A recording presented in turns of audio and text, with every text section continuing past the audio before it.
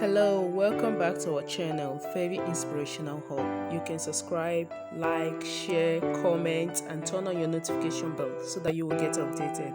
Thank you. This is Dr.MYLES Munroe. No matter who's against you, your character will eventually defeat them.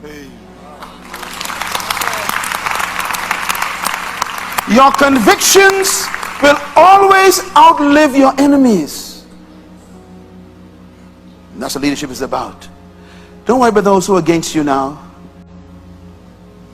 It only takes one light to light the world.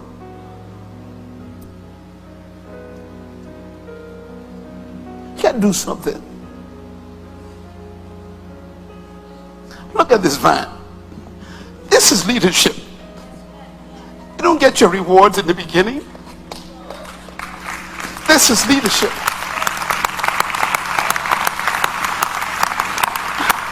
I want to be like him.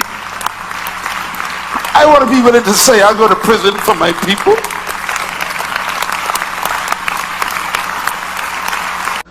I want you to remember these words. Prison can't change a human. They just expose a human. Pressure tells us who you are.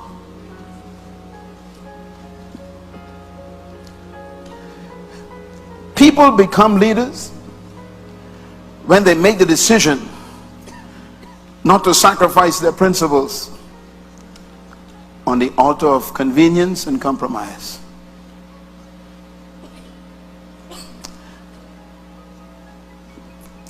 Jesus said these words, "What good will it profit a man if he gains the whole world and we don't remember him?" At a funeral, they never talk about your cars. They never talk about your house, how big it was, how many rooms you had. At your funeral, they'll never talk about your bank account. They try to find, who did you help? Don't lose your soul. I want to leave you with these words. Theodore Roosevelt said, "To educate a man in the mind and not educate him in morals is to educate a menace to society."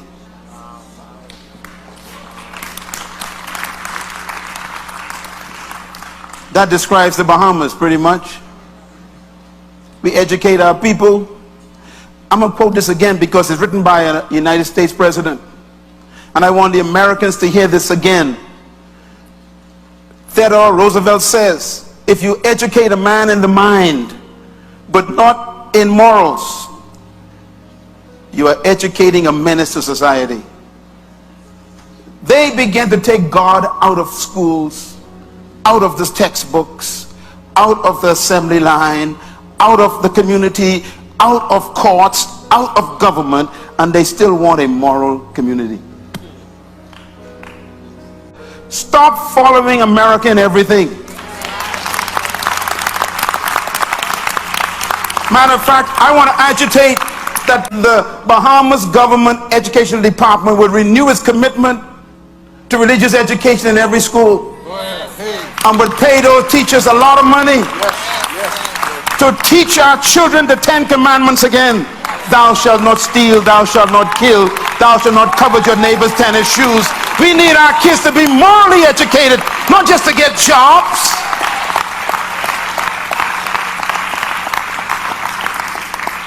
Dwight Eisenhower, another president, says, "A people who values its privileges above its principles will soon lose both." In other words, don't just pursue your rights at the expense of righteousness. I have a right to do what I want to do. I have a right to marry who I want. Yeah, but it might not be right. Yes. That's what he's talking about. And you lose both. This one really is amazing to me. If an individual has strong values, he doesn't need a lot of external laws to govern his life. Every time a country have to keep making laws is a sign that the country is dying. Yep. It means that the people don't have laws in their hearts, so you have to put them on paper. You look at our parliament today. Every week they're discussing a law. trying to create new laws. Why? Our country is in trouble. We need leaders who will exemplify what is right, so the young people ain't got to look for examples too far away. I hope that you understand that Mr. Mandela was a man of character. His integrity protected his leadership. They couldn't complain about him because his integrity was so strong. Mother Teresa, what a woman. Write this statement down, please. A leader leads by example, whether he intends to or not. I repeat, a leader leads by example, whether he intends to or not. When Kobe Bryant committed adultery, everybody went into shock. When Tiger Woods committed adultery, everybody went into shock. When President Clinton, he committed adultery with a young girl, everybody went into shock. In other words, when you are a leader, your life is not your own anymore. You belong to the people you lead. And your character protects them.